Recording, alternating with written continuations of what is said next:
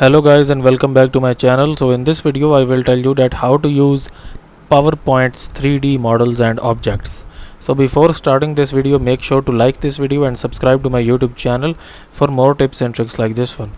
So here I will make a new slide, and then basically let's suppose if I want to basically show a 3D model here or a 3D object here, I will go into this insert tab and select my slide, and here you can see that we have this option where it says 3D models. Okay, so now when I click on this one, I can add 3D models to my slide in two ways.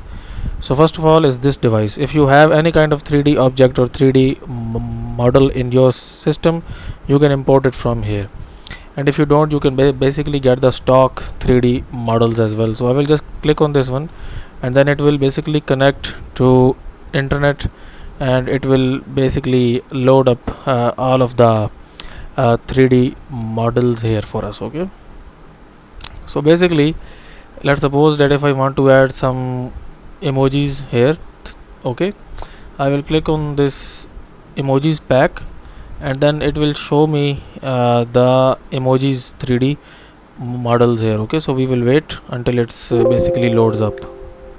So here you can see that we have these 3D objects here, emojis here. So let's suppose if you wanted to add this one, okay, so you will click on this one and then click on insert, and it will basically just download it first.